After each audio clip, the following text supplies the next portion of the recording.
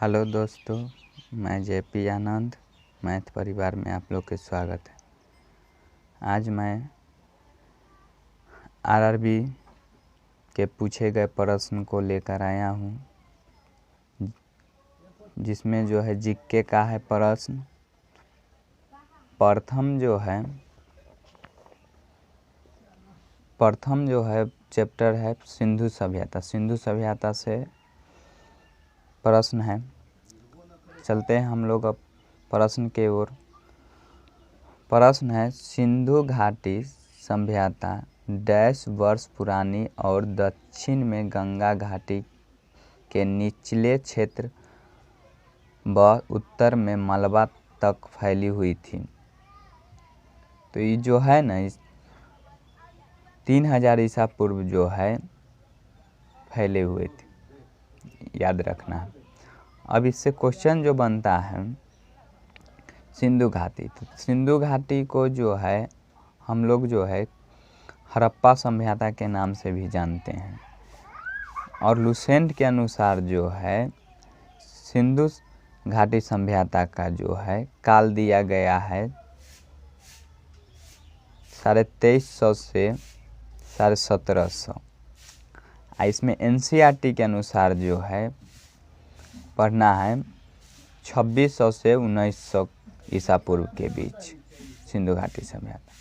अब सिंधु घाटी सभ्यता का जो है पता कैसे चला, तो कार्बन डेटिंग से पता चला है, याद रखना है, कार्बन डेटिंग से। अब दूसरा क्वेश्चन है, डैश का विकास 5000 BC से मलबा के दक्षिण की ओर एवं उत्तर की ओर गंगा घाटी के पूरे तलहटी क्षेत्र में हुआ है। तो जो है ना, इसका जो है आंसर है सिंधु घाटी सभ्यता का। सिंधु घाटी सभ्यता का जो है विकास जो हुआ है 5000 BC से मलबा क्षेत्र से हुआ है, याद रखना है। अब तीसरा क्वेश्चन है, हड़प्पा सभ्यता 2500 BC के आसपास विकास किया था। आज उन्हें हम क्या कहते हैं? तो इसको जो है हम लोग कहते हैं पश्चिमी भारत और पाकिस्तान कहते हैं। तो हड़प्पा सभ्यता जो है पश्चिमी भारत और पाकिस्तान। पश्चिमी भारत कहने का मतलब जो है उसमें जो है आ जाता है गुजरात, आ जाता है राजस्थान, आ जाता है, ये सब पश्चिमी भारत के अंतर्गत आता है। पाकिस्तान जो है एक देश है।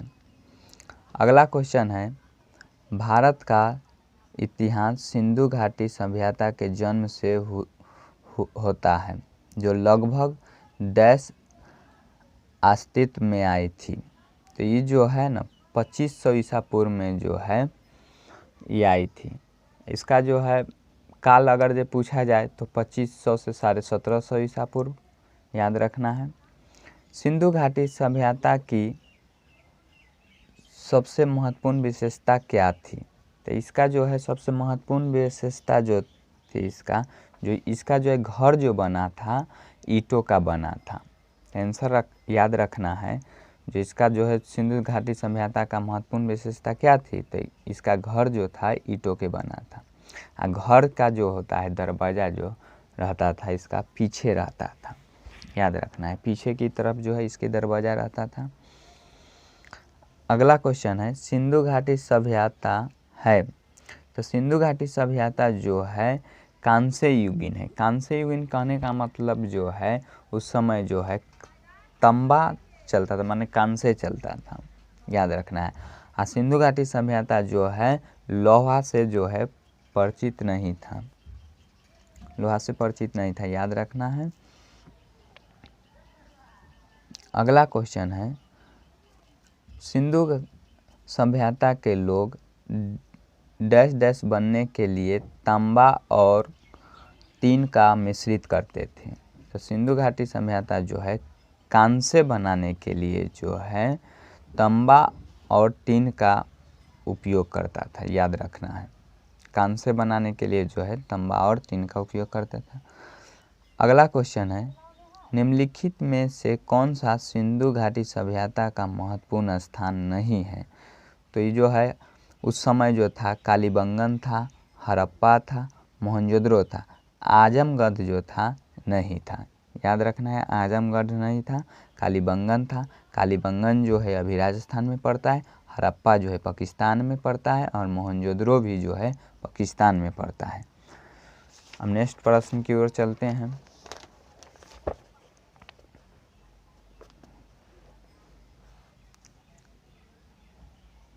अगला प्रश्न है, मोहनजोदड़ो नाम का अर्थ डैश में मुर्दों का टीला है।